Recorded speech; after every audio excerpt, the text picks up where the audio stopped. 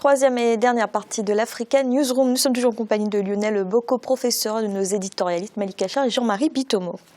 En Côte d'Ivoire, le club Afrique Développement a été lancé ce mardi. Il s'agit d'une plateforme de débat et de rencontres d'affaires qui entre dans le cadre d'un renforcement du dispositif d'accompagnement des opérateurs économiques africains. Un reportage de notre correspondant Olivier Conin.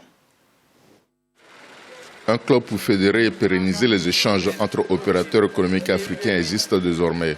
Dans le cadre de la promotion de la coopération Sud-Sud, le groupe bancaire panafricain Attijari Wafa Bank lance une passerelle permanente entre les milieux d'affaires marocains et ceux des autres pays africains. Le club Afrique Développement se présente comme un véritable marché de l'investissement. Le groupe Attijari Wafa Bank, conscient donc des besoins et de l'opportunité de développer la coopération Sud-Sud, s'est intéressé justement à la communauté des opérateurs économiques et a essayé donc d'organiser des rencontres donc, dans le cadre du Forum Afrique Développement. Il y a eu 3 éditions du Forum Afrique Développement et nous avons vu pendant toute cette période donc, un engouement sans précédent. On avait commencé par 800 participants. La dernière édition qui s'est tenue en 2015 plutôt, a vu la participation de 1500 participants avec plus de 4500 rencontres B2B. Le Club Afrique Développement a organisé un réseau pour assurer un accompagnement personnalisé de ses membres. Ceux-ci bénéficieront de mise en relation à la demande et d'un pool d'informations pour booster leurs affaires. Ce club va apporter des opportunités énormes aux hommes d'affaires, aux opérateurs économiques ivoiriens. La première direction, c'est les événements, donc les faire participer à l'ensemble des événements qui comptent sur le continent. La deuxième orientation, c'est en fait donc la formation. À travers donc, les accords que nous avons signés avec de grandes banques européennes. La troisième direction, c'est l'information. Nous savons que dans le monde des affaires, l'information est capitale. Avoir l'information, c'est avoir une longueur d'avance par rapport donc, à ses concurrents. Et donc là, nous mettrons en place donc, des informations donc, sur la plateforme qui concernent des fiches pays, qui concernent donc, des notes de conjoncture.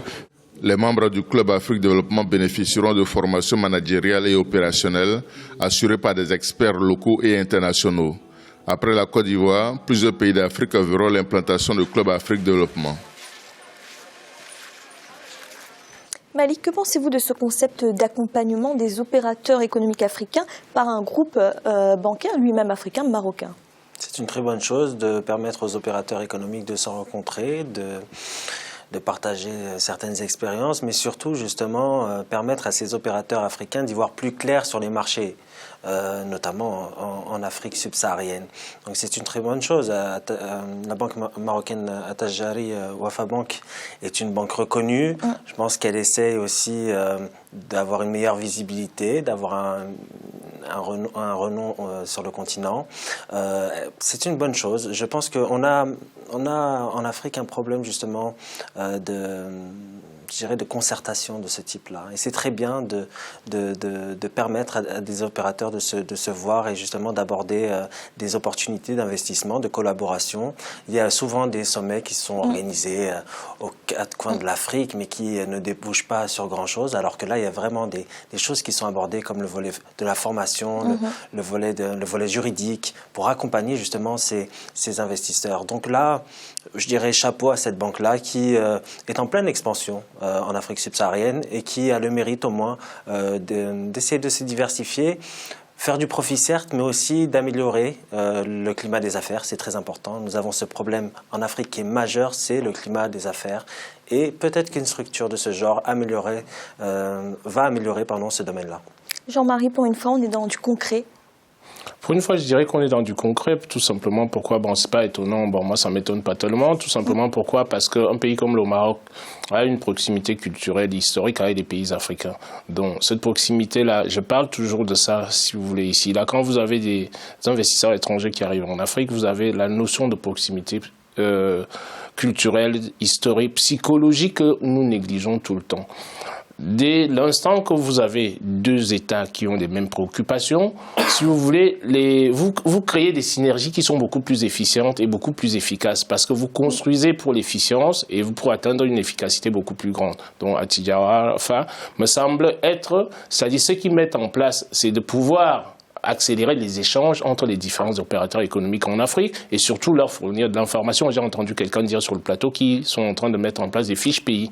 Ces fiches pays-là sont mises en place par les Africains qui ont le reflet exact de leur réalité économique qui est différent des analyses qui peuvent être faites à partir de l'extérieur. Merci. Dans l'actualité également, la Guinée et le Maroc renforcent leurs relations économiques. Ils ont pris part à un forum d'affaires organisé ce 18 janvier à Conakry, troisième du genre en l'espace de 5 ans. Cette rencontre a été l'occasion de passer en revue les différentes conventions signées entre les deux pays. Emmanuel Milimono. La Guinée et le Maroc déterminés à renforcer leurs relations économiques dans presque tous les domaines. Le troisième forum d'affaires guinéo-marocain est une occasion pour les hommes d'affaires des deux pays de revoir les conventions signées lors de la récente visite du roi Mohamed VI à Conakry. En 18 mois, les secteurs privés et publics guinéens et marocains ont signé environ 40 conventions de partenariat. Au-delà de ces conventions, 7 nouveaux accords viennent d'être signés dans les domaines de l'industrie et des postes notamment. Doing business entre nos deux pays, pour nous, les opérateurs marocains s'améliorent. Bien évidemment, on demande toujours plus, des réformes plus accélérées, on demande d'avoir plus de visibilité sur certains programmes. Nous avons pu organiser des G2G, donc des rencontres vraiment de gouvernement à gouvernement, avec notamment dans le domaine des mines, mais également dans le domaine de la formation professionnelle. Ce qui était l'innovation aujourd'hui, c'était de favoriser aussi les rencontres B2G, c'est-à-dire que du business et des gouvernements. La fin de l'épidémie d'Ebola et la tenue apaisée de l'élection présidentielle du 11 octobre 2015 en Guinée ouvrent des perspectives de développement avec le Maroc. La Guinée a amélioré son classement au Doing Business en gagnant notamment 6 places par rapport à 2014. À travers ce forum, le pays entend profiter de l'expertise marocaine dans plusieurs secteurs.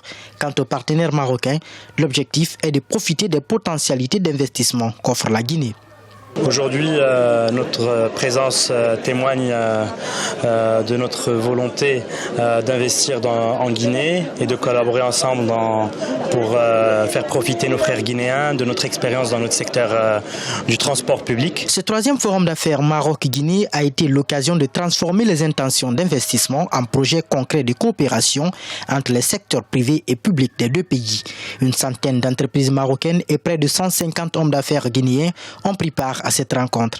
Les deux ont échangé notamment sur les secteurs de l'agriculture, la pêche, l'élevage, l'eau, l'énergie, les mines, les transports et les infrastructures.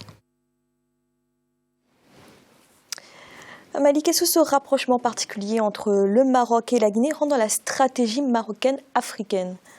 Bien sûr. Le Maroc est... À défaut d'avoir cette diplomatie politique, essaye de développer cette diplomatie économique avec l'Afrique subsaharienne parce que ce n'est pas un poids lourd justement sur le volet politique. Alors le Maroc s'efforce justement de développer les coopérations et les entreprises marocaines ont de quoi faire et ont une expérience solide pour investir des marchés qui sont en plein essor. Je pense que le Maroc a compris cela dans plusieurs volets, les télécommunications, les mines, par exemple pour la Guinée, qui a un potentiel extraordinaire dans ce secteur-là. Donc les Marocains peuvent apporter leurs expériences, permettre à leurs entreprises de faire du profit et donc d'avoir des capitaux. Non, je pense que c'est une bonne chose, mais aussi... Ça se traduit aussi par la volonté politique. Vous avez eu le roi Mohamed VI qui s'est déplacé personnellement en Guinée, en Côte d'Ivoire, qui a fait ses tournées africaines. Donc c'est pas étonnant que vous avez justement ces collaborations qui se mettent en place. Le Maroc a compris que son autre frontière, à défaut pour l'instant de ne pas avoir d'espace commun avec l'Algérie et la Tunisie, ce que je regrette personnellement, a compris qu'il faut aller ailleurs, il faut aussi développer le marché subsaharien qui est beaucoup plus dynamique. Jean-Marie, cette rencontre intervient à un moment où l'épidémie d'Ebola a été déclarée finie en Guinée. Est-ce que c'est un nouveau départ pour les milieux d'affaires guinéens ? Je pense que c'est une chance énorme pour la Guinée, tout simplement. Pourquoi? Parce que la Guinée regorge de potentialités énormes, que ce soit dans le domaine agricole, que ce soit dans le domaine minier.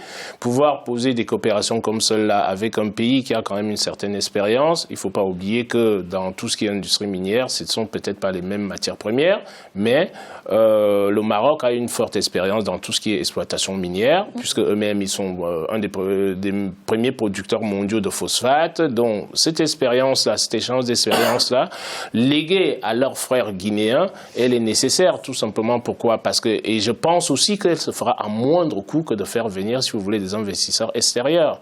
Donc ça, c'est un paramètre à ne pas négliger. Et je parlais tout à l'heure de la proximité culturelle et des préoccupations qui sont pratiquement voisines ou identiques à la limite. Donc j'estime que la Guinée part de très très loin et au vu de son potentiel économique, c'est un pays qui, si on met en place des bonnes stratégies, des bons partenariats, va aller très très très vite et risque de dépasser pas mal de pays africains parce que le potentiel naturel il est non négligeable.